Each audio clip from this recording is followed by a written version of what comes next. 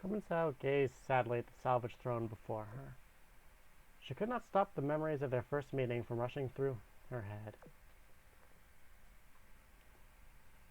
Some time in the past, unknown location in Ironblood. On one side of the room was the schemer, representing the dark side of the shining orthodoxy. On the other side was a jester, charming yet ambitious. The two could hardly have less in common, save for one thing. They had both been bored to death by the preceding meeting. So you're Clemenceau, the Visha's representative? That I am. And I already know your name well, Marco Polo. Ironblood folks and your lackeys are gone. Why are you still here?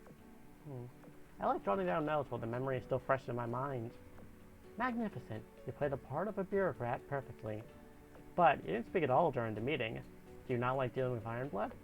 I wouldn't say that. The Visha and Ironblood are close friends after all. Cut it out already. There's nobody else here. Stop putting on airs already. I'm only speaking to you because I see your potential. Look, the two of us are kindred spirits. Everyone else? They're a whole bunch of fools who don't know a thing. You don't like their proposals? Why don't you lend me your ear? Magnificent. I can tell. The two of us are going to accomplish great things together.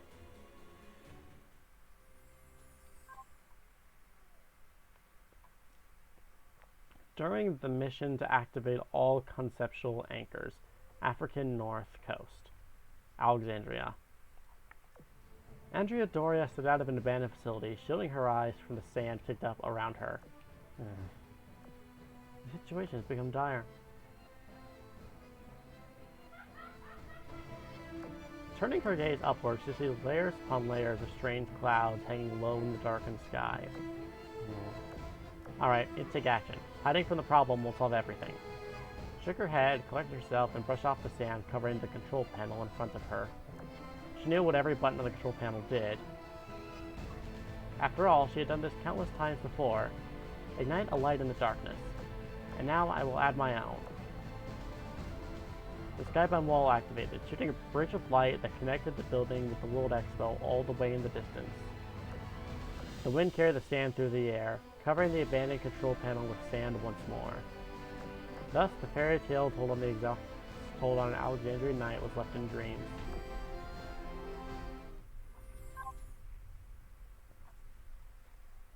After the mission's conclusion, somewhere in the Mediterranean Sea. Arbiter's superimposed world is gone. The truth of what happened here will remain only in our memory.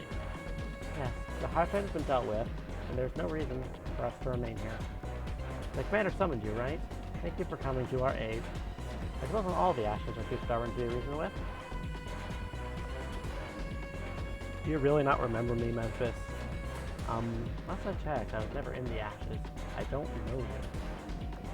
I think I'd be confused for another Memphis. I can tell you hold the commander in a certain regard. Have you two met somewhere before?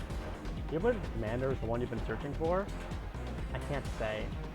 Why not? I just want to know your route. I don't see why I should tell you. Okay, another question then. Do you remember speaking to Alf and Anzil? I can't say. Oh, you want for these questions, and this conversation is meaningless. I'll be off now. Wait, let me ask one final question. Someone on my first. Do you truly not remember us? Memphis, what's the matter? I'm seeing some slight deviations in your monitoring system. Everything alright? Yeah, I'm fine. Just don't have to be weird questions. I'm finished here. Here you. Let's get back to your ashes mission. Right, do this fast. May the both of you stay in good health. You too. Sorry about the hold-up, Helena. I'll be right there.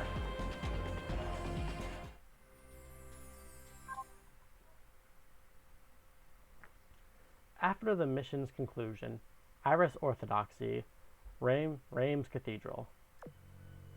Through the cathedral's stained glass windows, brilliant sunshine shone down upon religious artifacts and a floor made hundreds of years ago. A chair had been thoroughly cleaned to prepare for a ceremony. All the old sculptures and cobblestones looked as though they were brand new. New life had breathed in the cathedral, and the Iris Orthodoxy. I still can't believe they chose me as the alien representative. Gosh, I'm so nervous. You were the obvious choice. You proved it for your actions during the mission.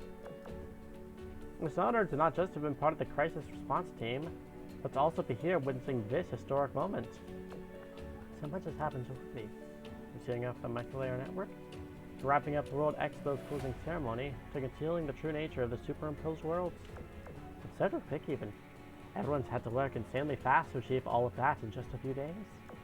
I'd be efficiency of a united orthodoxy for you. I suppose I'd be zealous too if I were in their position. It's unfortunate that Her Majesty cannot attend an event as momentous as the reborn Irish Orthodoxy's coronation ceremony. As she said, it's been a hectic last few days for all of us, which is why I'm here in her stead. It's only appropriate that I pass on Her Majesty's blessings for Lady Richelieu and the rest of the Irish Orthodoxy. Indeed, all they've been through, offering them our blessings is the least we can do. After a long waiting period, as is typical for such a solemn ceremony, the coronation finally began. Richelieu and her compatriots appeared before the podium, donning dignified robes that conveyed the power vested with them by the Holy Iris.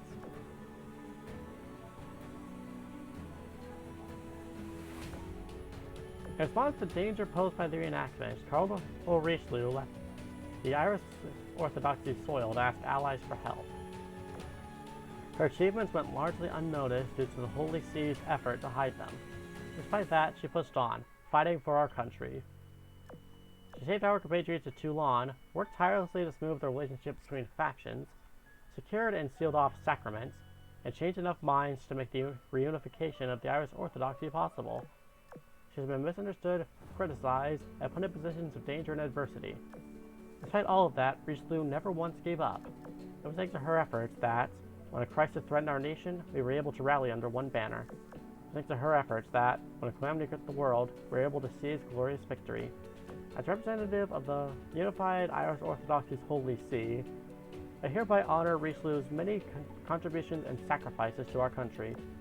Furthermore, I hereby revoke all unjust accusations and punishment she has endured in the past. In my hands, I have the crown of the Holy See, the shining symbol of the Irish Orthodoxy.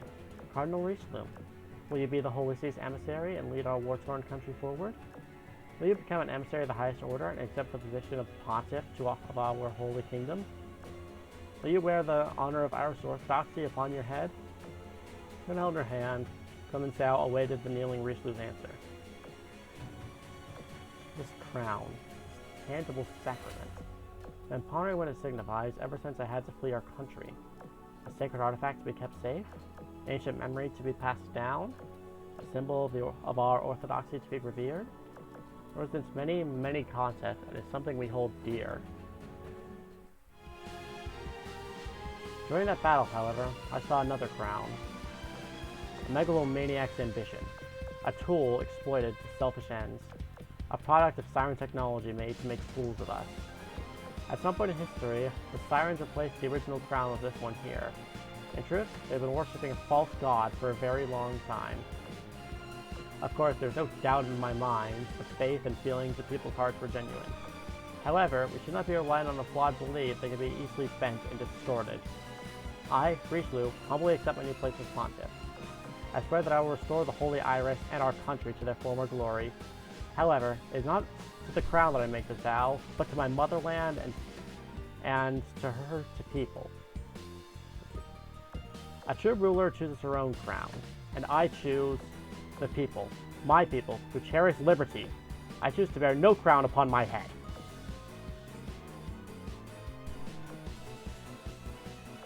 Before everyone's eyes, Richelieu drew a sword and swung at the crown of the Holy See. The strike neither split nor shatter the crown. Instead, it spewed out a dark red smoke before finally crumbling to pieces. First there was shock, then jubilation. Ages seemed to pass before silence finally returned to the cathedral. Well done, Richelieu. Well done, my sister. A proud smile briefly flashed on Clemenceau's lips without anyone noticing. Now listen, my sisters in faith. After many trials and hardships, liberty and unity have finally returned to our great nation. They've shed many tears and much blood here. But I can confidently say that not one drop of blood, not a single tear will have been in vain. There is no longer anything that stands in the way of the unified orthodoxy. Irish Livre and the Vichy Dominion will henceforth gather beneath the same banner. Glory to the united orthodoxy, and glory to our motherland. With a sea of applause, the ceremony came to an end, and thus the Irish Orthodoxy set off on a new journey towards a brighter tomorrow.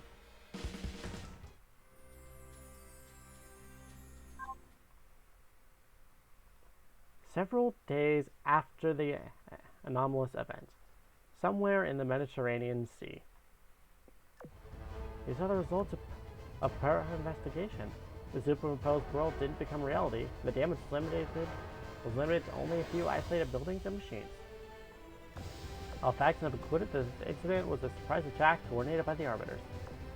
At the commander's suggestion, Marco Polo, Clemenceau, and their cohorts have been officially suspended for aiding and abetting a silent conspiracy. Everyone was happy in the end. Are you really fine with that? Indeed. It was a close call. Too close for comfort. If the commander had been at the World Expo, wouldn't have been able to launch a counterattack. Marco Polo, you almost doomed us all. Benito, pretty sure we still haven't found Marco Polo. It's been days by now. Isn't it likely she's already... You're right. The church hasn't gone anywhere since it began. Let's try it one more time. I'll wrap things up and go home. Gotcha. Benito hung up and let out a deep sigh. You know, it'll take more than that to sink her. Or are you worried about how much of a headache it'll be when she comes back? Neither? Both? I don't know. I could talk to her again, and we're going to have a lengthy heart-to-heart. At first, she was genuinely trying to act on behalf of Sardegna. If only I had been more sympathetic to her, maybe then... Beep! Didn't like the calls for you, Benito. And Clemenceau. Good evening, Clemenceau. Is there something I can help you with? Thank the commander for making your work that much easier? Huh? Well, I suppose. Alright, that's no problem. Goodbye. Neo hung up the line and connected the Sardegnian search party once again. Oh dear, you're sad to report that Marco Polo has already sunk to the bottom of the ocean. After damage assessment, I've confirmed there is no hope of salvaging her. Truly a tragedy. In conclusion, the search is over and we can all go home now. Bye. Giving her order in a painfully monotone voice, changed course for home and began humming a carefree tune. What? But I could have sworn Clemenceau said the words recover and comatose in your conversation. Did you not hear my order, Littorio? There's nothing more for us to do here. We will declare her as sunk in our report to the Senate and move on with our lives.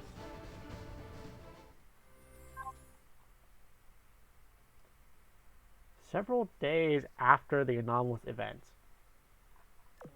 Within a mirror sea, the Mediterranean is once again engulfed in divine vestige. Concluding 33rd reenactment and recording results. Sufficient analytical data on the proliferating white substance used the following conclusion. Deus Ex is involved. The degree of corrosion is fairly mild, and the phenomenon was also disguised, resulting in late detection. Analysis of samples retrieved from the abnormal Hierophant vessel used the following conclusion. Deus Ex is involved. So when the Hierophant chose not to destroy her vessel, I have been unable to restore communications, and therefore have not been able to submit my query. This time, the incursion was curtailed in an early stage. Regardless, it is clear that an experimental field SS is no longer safe. It appears that Zero attaches a great deal of importance to this branch. I must consult with her first regarding this matter.